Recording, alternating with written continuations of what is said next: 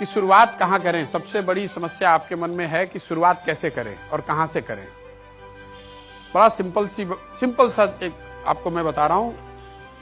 राजनीति में आना है तो पहले तय कीजिए कि राजनीति कहाँ से करनी है। आपको जान के आश्चर्य होगा, 2/3 से ज्यादा लोग जिनसे मैं मिलता हूं उनको ये पता ही नहीं कि राजनीति करनी कहाँ से है।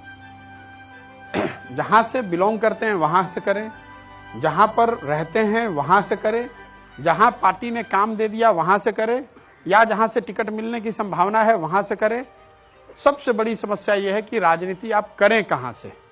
और तो अपने लिए क्षेत्र जरूर चुनिए।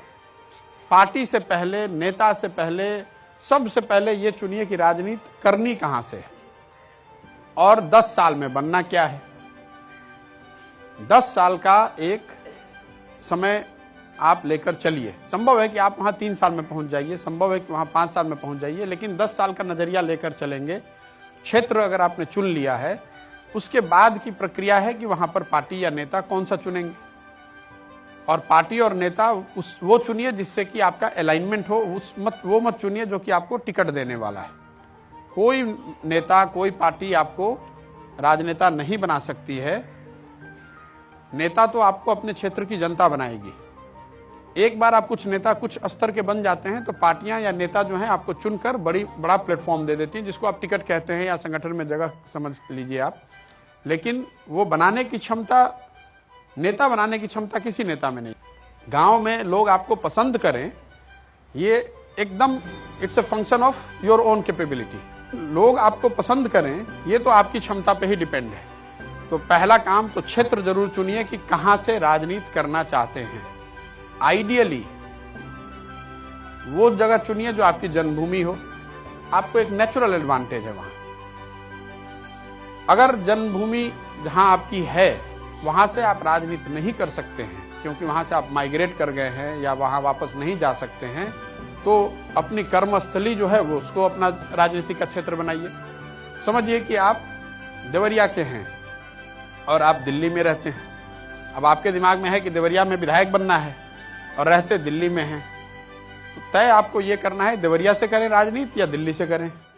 मेरा सुझाव बिल्कुल सिंपल है उसमें। अगर तो आप सोचते हैं कि 8 साल 10 साल के बाद भी आप देवरिया लौटेंगे तो देवरिया की राजनीति कीजिए।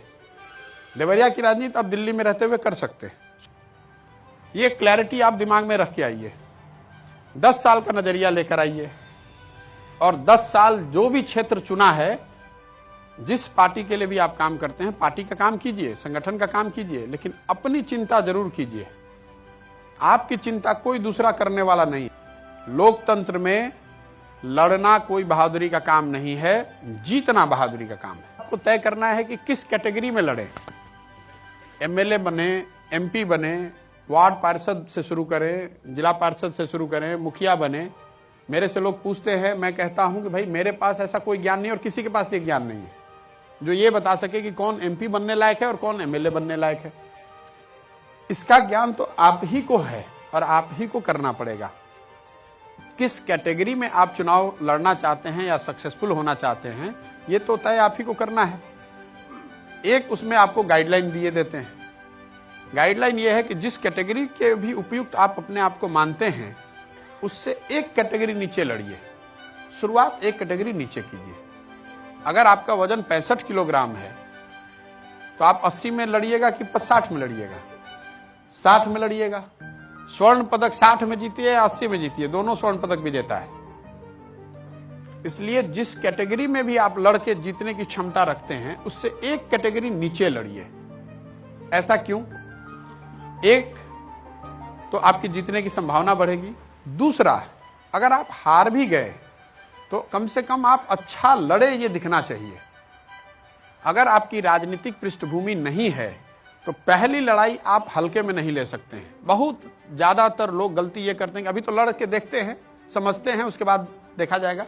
अगर आपकी राजनीतिक पृष्ठभूमि नहीं है तो पहली लड़ाई तब लड़िए जब एकदम पूरी तैयारी आपकी हो गई हो। लोकतंत्र और चुनाव ट्रेन पर, स्टेशन पर खड़ा हुआ ट्रेन नहीं है जो कि छूट जाएगा। 5 वर्ष के बाद लड़िएगा, क्या हड़बड़ी है? लड़िए तब जबकि लोग इस बात को माने कि भाई बहुत अच्छा लड़ा।